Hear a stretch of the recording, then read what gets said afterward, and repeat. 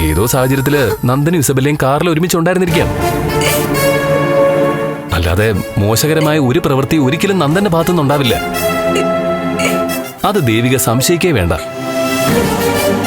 ഇത്രയും പേര് ഒരുപോലെ പറയല്ലേ മുരളേട്ട?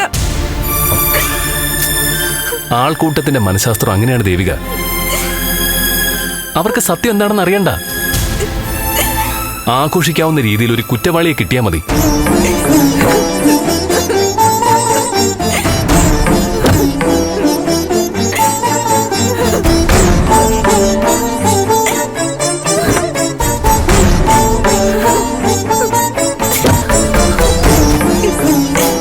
ദേവിക, നാട്ടുകാർ പറയുന്നത് മൈൻഡ് ചെയ്യാൻ നിൽക്കരുത്. നന്ദന്റെ സ്വഭാവശുദ്ധി സംശയിക്കണ്ട. കരയാതിരിക്കെ, ആളുകൾ കാണും. കാർ കയറ്, നമുക്ക് ഗിരീഷന്റെ വീട്ടിൽ പോവാം. അവിടെ ചെല്ലുമ്പോ ഞാൻ എങ്ങനെ അവിടെ ഉള്ളവരോടും? ഗിരീഷന്റെ വീട്ടില് ഈ ഒരു ടെൻഷൻ ഒന്നും കാണിക്കരുത്. അവർക്കൊരു സംശയം ഉണ്ടാവരുത്. സോഷ്യൽ മീഡിയയിൽ നിന്ന് അവരും കാര്യങ്ങളൊക്കെ അറിഞ്ഞിട്ടുണ്ടാവില്ലേ? അങ്ങേയറ്റം നാണം കെട്ടായിരിക്കും എനിക്ക് ഇവരുടെ മുൻപിൽ നിൽക്കേണ്ടി വരിക. നല്ല പെണ്ണുങ്ങളുടെയും പിറകെ പോകുന്ന ഒരു പുരുഷന്റെ ഭാര്യ എന്നുള്ള അവസ്ഥ, അതിന്റെ ഒരു ഗതികേട് ഇപ്പൊ എനിക്ക് മനസ്സിലാവുന്നുണ്ട് മുരളേട്ട. ഞാൻ പറഞ്ഞില്ലേ ദേവിക, ആൾക്കാർ പറയുന്നൊന്നും ആവില്ല സത്യം. അത് വൈകാതെ നമുക്ക് മനസ്സിലാവും. അത് മാത്രമല്ല, ദേവിക വെറും വീട്ടമ്മ മാത്രമല്ല, ഒരു MLA കൂടിയാ. ഒരു മണ്ഡലത്തിലെ ജനങ്ങളുടെ പ്രശ്നങ്ങൾ മുഴുവൻ കൈകാര്യം ചെയ്യേണ്ട ആള് സ്വന്തം പ്രശ്നങ്ങൾ ആലോചിച്ച് കരഞ്ഞോണ്ടിരുന്ന ജനങ്ങളുടെ കണ്ണീർ എങ്ങനെ തുടയ്ക്കാൻ പറ്റും? മുരളേട്ട, എനിക്ക് നന്ദുവിനെ ഒന്ന് കാണണം. നമുക്ക് ആദ്യം രജനി ചേച്ചിയുടെ വീട്ടിലേക്ക് പോവാം. ഞാൻ ദേവിക അവിടെ ഇറക്കിയിട്ട് തിരികെ വന്ന് നന്ദനെ കണ്ടുപിടിച്ചോളാം. കൂടുതലൊന്നും ആലോചിക്കേണ്ട, അങ്ങനെ ചെയ്യാം. ദേവിക ആദ്യം വണ്ടി കയറ്, പ്ലീസ് ഒന്ന് കയറ്.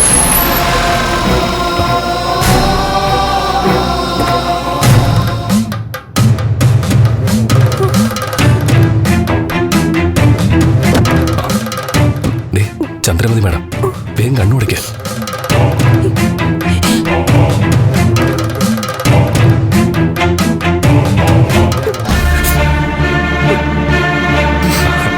മാഡം എന്താ ഈ വഴിക്ക്?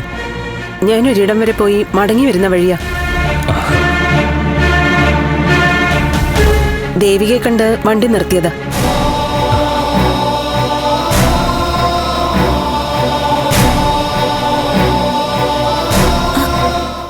ഇതെവിടെ പോയതാ? തനുജയുടെ കൂട്ടുകാര് ഇവിടെ ഒരു ഹോട്ടലിലുണ്ട്. അവരെ കണ്ടിട്ട് വരുന്ന വഴിയാ. ദേവിക എന്താ വിഷമിച്ച പോലെ? ഏയ്, ഒന്നുമില്ല എന്റെ. ദേവികെ, നീ എന്റെ മീരയുടെ സ്ഥാനത്താ. നിനക്കൊരു പ്രയാസം വരികയെന്ന് വെച്ചാ അതെനിക്ക് സങ്കടാ. സോഷ്യൽ മീഡിയയിലെ കാര്യങ്ങളൊക്കെ അറിഞ്ഞു കാണുമല്ലോ അല്ലേ? അയ്യോ, അതൊക്കെ വെറുതെ മാഡം. നാട്ടുകാർ ചുമ്മാ ഓരോ കഥകൾ ഉണ്ടാക്കുന്ന. നന്ദനും ഇസബെല്ലയും എന്തോ ആവശ്യത്തിന് കാർ നിർത്തിയപ്പോ ആൾക്കാർ ചുമ്മാ ബഹളം വെച്ചത്. ശരി, കാർ ഒതുക്കിയിട്ടത് വെറുതെ ആവാം. പക്ഷെ രണ്ടുപേരും കൂടി ഹോട്ടൽ മുറിയിലേക്ക് പോയതോ അത് വെറുതെയാണോ? എന്താ?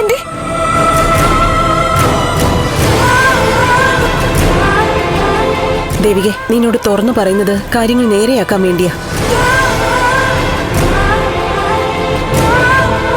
ഞാൻ ഇസബെല്ലയും നന്ദനെയും ഹോട്ടൽ മുറിയിൽ കണ്ടു.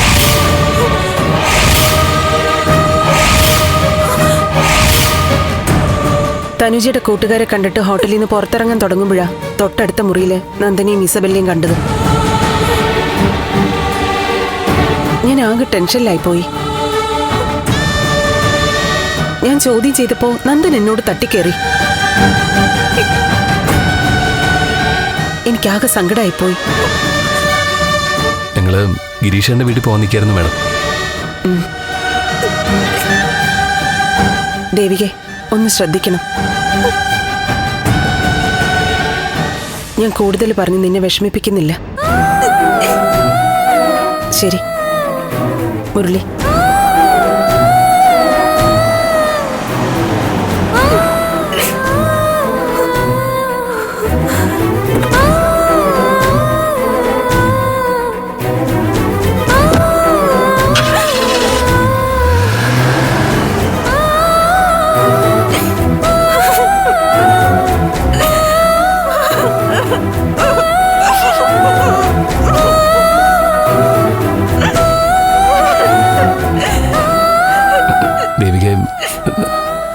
നാട്ടുകാരെന്നുള്ള അവഹേളനത്തിൽ വിഷമിച്ച് അവര് ചിലപ്പോ മുരളേട്ടാ ഒന്നും പറയണ്ട, എന്നെ സമാധാനിപ്പിക്കാനും നോക്കണ്ട. കാര്യങ്ങള് എവിടേക്കാ പോകുന്നെന്ന് എനിക്ക് മനസ്സിലായി.